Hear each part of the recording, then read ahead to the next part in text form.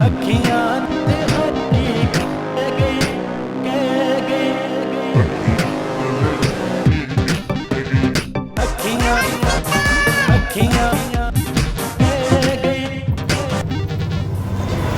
le dire tout de suite, voyager avec un bébé, c'est dur. Déjà, t'es chargé avec tes bagages. Personne ne t'aide.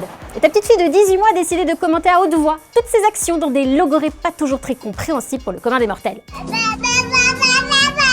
Et puis elle a envie de marcher, et puis elle s'ennuie, et puis elle veut du jambon à 4 heures, bref, ça peut vite être l'enfer. Espèce de petit enculé de merdeux qui chiale sa race toute la journée. Et là tu te souviens que quelqu'un de bien avisé a dit l'enfer c'est les autres, et en effet, dans un train, il y a des autres. Parfois même, il y a un jeune prof. Enfin, un jeune prof con.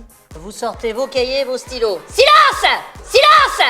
Non, parce que je vous entends là, tous les profs ils sont pas relous, hein. Attention, c'est pas ce que j'ai dit. Silence!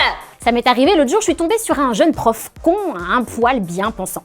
Je vous passe les détails, mais je me suis fait engueuler parce que ma fille parlait trop fort et riait et ça le dérangeait. Silence! Alors à ce moment-là, t'es super énervé et tu penses à tous les trucs possibles et inimaginables pour faire taire ton bébé. Silence! Numéro 1, le scotch sur la bouche. Très vite, tu te rappelles ta dernière séance d'épilation en 2012? Non, je plaisante. Quoique. Silence! Et tu te dis que ça fait mal quand même. Numéro 2, le gavage par sonde gastrique. Alors c'est probablement efficace, mais le risque c'est qu'au prochain rendez-vous pédiatre, ton bébé a pris 10 kilos en un mois et c'est pas bon pour sa santé. Et puis surtout, tu pourrais très vite être qualifiée de mauvaise mère. Numéro 3, s'isoler un long moment dans les toilettes du train et crier un bon coup. Silence! Mais ça va pas plaire aux gens qui ont envie de faire pipi. Et puis la question se pose toujours, qu'est-ce que tu fais de ton bébé dans ces moments-là? Numéro 4, te trimballer un max de jouets facilement transportables dans une valise dédiée. Tu crois qu'il y a encore de la place pour ce lit? Silence! Numéro 5, un truc qui marche bien aussi, c'est blinder ton iPad de la saison 1, 2, 3, 4, 5, 6, etc. de Choupi, Dora, Kirikou aussi. Numéro 6, ce qui marche pas mal également, c'est d'apprendre à ta fifi à faire un sourire craquant aux gens et à leur dire bisous, câlin, ça marche bien ça. Silence! Mais le mieux quand même, c'est de prévenir que ton enfant est petit et qu'il risque de râler, parler fort, voire de pleurer.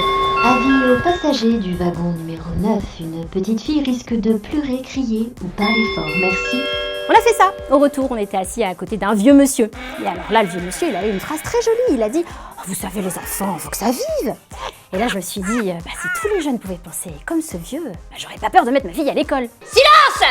Bref, je finirai sur ce proverbe irlandais que je n'ai pas tout à fait compris, mais je sens qu'il conclut parfaitement cette chronique. Le vieux balai connaît les coins. Alors ça, c'est très tordu, mais bougrement intelligent. À bon entendeur. Bye. King